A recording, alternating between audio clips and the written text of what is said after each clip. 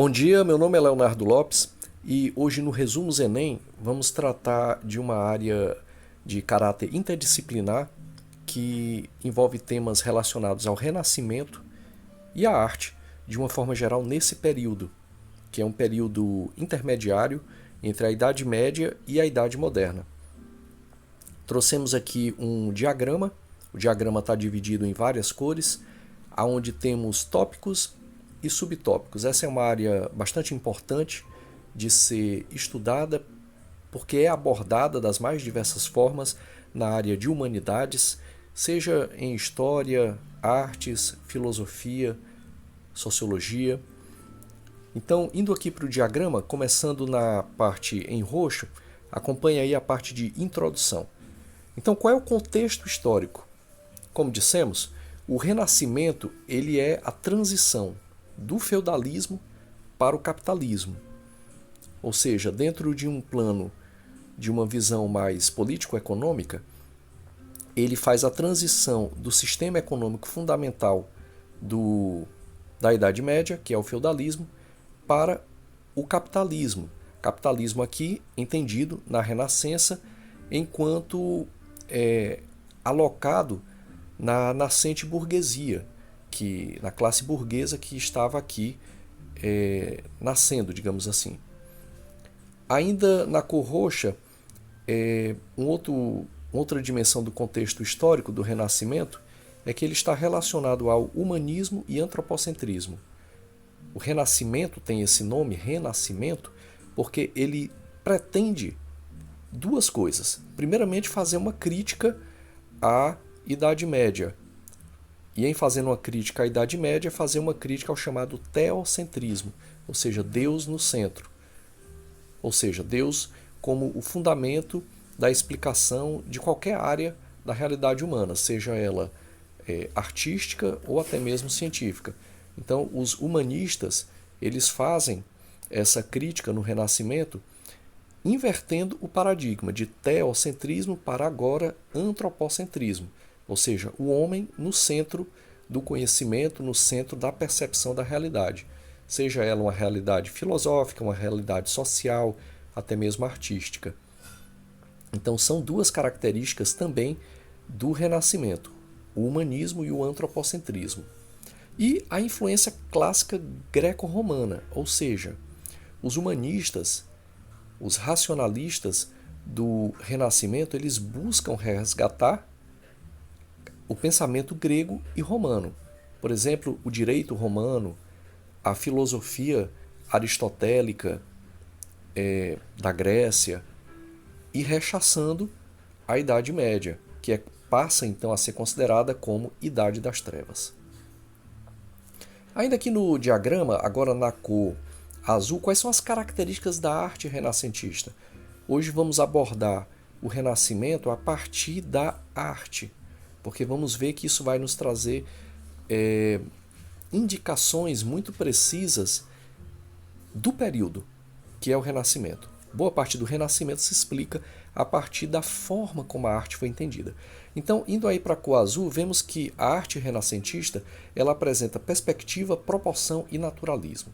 Ou seja, perspectiva. O que é a perspectiva? A perspectiva é toda vida que você tem uma percepção do olhar humano. Por exemplo, se você olha uma pintura, dando um exemplo aqui bem simplório, se você olha uma pintura e tem duas árvores desenhadas, e elas estão mais ou menos no mesmo plano, que é a tela, onde foi pintada, mas a primeira árvore está grande e a segunda está desenhada bem pequena. Isso indica uma perspectiva, ou seja, a outra árvore é pequena porque ela está longe, e a primeira árvore é grande porque ela está perto. Ou seja, você cria uma noção de profundidade e de proporção matemática na própria arte da pintura. Essa é a perspectiva. Anteriormente, na Idade Média, a arte era mais planificada. Você tinha um plano aonde era colocada a pintura. Isso indicava uma visão do alto para baixo, ou seja, uma visão de Deus para a obra criada. Agora não. Na arte renascentista, você vai ter um foco no naturalismo. Lembremos, por exemplo, aqui de pintores como Caravaggio, que tenta pintar usando luz e sombra a forma principalmente humana e alcançando um alto grau de realidade. É você transpor a realidade natural para o quadro ou qual seja a outra arte, trazendo então a natureza sob o olhar humano, humanista. Então, grandes nomes e grandes artistas dessa época: Leonardo da Vinci, Michelangelo, Rafael, Botticelli. Leonardo da Vinci, por exemplo, autor da Mona Lisa e da Última Ceia, ele demonstra, como homem renascentista que era, uma integração muito profunda entre arte, ciência, filosofia. As obras dele sempre têm esse âmbito de ligar essas áreas sempre sob um olhar humano. Michelangelo, por exemplo, na Capela Sistina, a criação de Adão, que é a famosa obra dele pintada no teto da Capela Sistina, onde você tem o dedo de Deus tocando o dedo de Adão, ou seja, o divino em conexão com o humano, mas, apesar de divino, sob agora um olhar humano, que seria o olhar de Michelangelo. Bem, na Cor Verde, qual é o impacto literário e científico dessa relação entre Renascimento e arte? Você tem obras literárias como Dante, de Dante, Petrarca e Maquiavel. Dante, por exemplo, com a sua obra, né, onde ele enfoca o inferno, o purgatório e o céu, ele vai mostrar um olhar humano sobre essa dimensão da religião e até mesmo da política. Petrarca também, Maquiavel é interessante porque em sua obra O Príncipe ele faz uma diferenciação entre ética e poder. Ele vai mostrar que a ética não está intimamente ligada às relações de poder. As relações de poder funcionam sobre outros parâmetros que não os parâmetros éticos, e entenda-se que a ética que Maquiavel estava criticando no Príncipe era aquela ética de ordem católica que predominou na Idade Média. Ainda na Cor Verde, avanços científicos, Copérnico, Galileu, aqui há uma mudança muito fundamental também de paradigma, em que o geocentrismo, quer dizer, a Terra como centro do universo, cai, que foi um paradigma que durou mais de 1000 anos na ciência, e passa-se a ter um paradigma heliocêntrico, ou seja, um paradigma do Sol como centro do universo.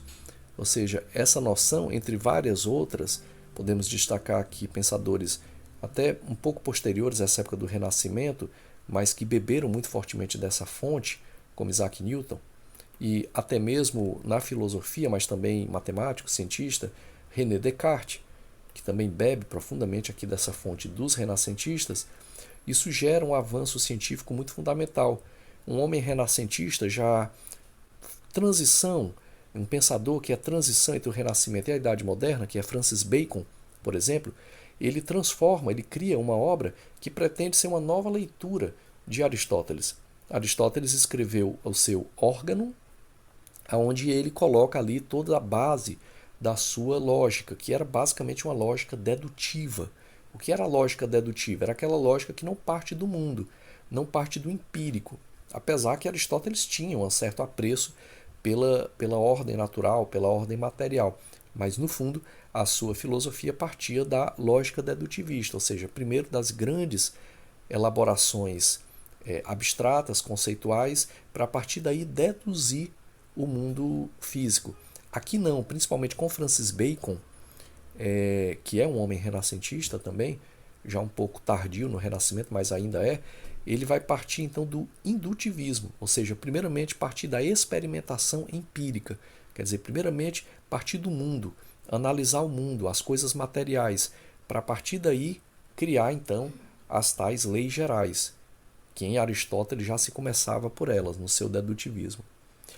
Bem, na parte em laranja, essa aula ela pretende, sobretudo, o resumo Enem, a gente pretende, sobretudo, trazer reflexões em torno de áreas que são basilares nas humanidades, quer sejam em história, filosofia, mas áreas que podem ser contextualizadas, áreas interdisciplinares, áreas que apresentam os chamados temas transversais, como a ética, e assim oferecer um suporte para que o aluno consiga resolver melhor questões do Enem da área de humanidades, assim como oferecer também um suporte para que melhore até mesmo no feitio, por exemplo, da sua redação. Então aqui na Colaranja, em termos de preparação para o Enem, podemos falar que analisar a questão da arte, a questão do renascimento é importante porque o Enem ele traz muitas vezes imagens, textos históricos e ele liga muitas vezes essas imagens à cultura em que elas foram produzidas. Ele liga a imagem, e essa imagem pode vir a ser, por exemplo, uma obra renascentista, por exemplo, Mona Lisa, liga a textos históricos. Então, entender a arte, entender sobretudo a arte do Renascimento, é entender também uma fatia muito fundamental da história. A arte tem um poder de transformação da realidade, a arte tem uma função social, por isso ela tem características históricas e pode ajudar nesse sentido. Um outro ponto, ainda na cor laranja, relação entre passado e presente. Boa parte do que existe hoje, em termos de cultura, em termos de sociedade, até mesmo em termos de arte e pensamento, provém deste momento muito fundamental da história chamado Renascimento. Então, entender o Renascimento e entender, sobretudo, a arte que estava presente no Renascimento é conseguir fazer essa passagem ou essa ligação entre passado e presente. E por que não dizer do próprio futuro, numa expectativa. E nesse sentido é importante, então, para o Enem. E também as competências do Enem, que estão essa parte, essa ligação entre arte, cultura, pensamento, ela diz respeito às habilidades 5 e 7 do Enem. Bem, aqui uma proposta, essa parte aqui, ela é mais para professores, é mais ligada, é mais voltada para professores. Mas, obviamente, o aluno também, que está se preparando aí para fazer uma prova de Enem, pode também se beneficiar aqui. Mas essa parte dinâmica de aula, que está na parte amarela, é mais específica para professores que estejam assistindo esse vídeo. Então, como é que você poderia abordar, você professor, como é que pode abordar isso aqui dentro de uma aula? Pode fazer uma abertura, trazendo vídeo ou imagens de obras renascentistas. Quer dizer, se você quer tratar da Renascença a partir das suas obras, das obras de arte, sejam elas de figuras como Leonardo da Vinci, Michelangelo, Caravaggio, ou mais literárias, Dante, Maquiavel, ou mesmo em termos científicos, Galileu, por exemplo, você pode trazer, por exemplo, vídeos ou as imagens mesmo. Pode ser também uma exposição dialogada, explicação com slides e mapas conceituais. Por exemplo, esse diagrama que eu estou trazendo aqui é um mapa conceitual. Você pode também fazer um mapa conceitual e trazer isso. Como atividades práticas, pode-se propor a interpretação de obras de arte. Quer dizer, você pode trazer, por exemplo, uma obra como o teto lá da Capela Sistina, Michelangelo, a criação de Adão, e propor ali que se verifique quais são os termos humanistas, quais são os termos renascentistas, porque diz respeito já a um paradigma não mais teocêntrico, mas agora antropocêntrico. Então tudo isso pode ser proposto. Lembremos que o Renascimento ele não critica diretamente a teologia. Essa é uma falha, muitas vezes, de interpretação. Agora, o Renascimento ele traz uma noção teológica que parte já, não mais, digamos assim, de uma dimensão de fé e revelação, ou de uma dimensão de institucionalidade maior, como no caso da Igreja Católica Romana, mas a partir do pensamento racional humano, por isso é antropocêntrico. E aí então você pode fazer a interpretação de obras de arte, ou mesmo uma produção textual, trazer algum texto onde se faça a reflexão sobre o impacto do Renascimento. Por último, um encerramento pode ser feito com discussão em grupo. É sempre interessante ter o feedback dos alunos.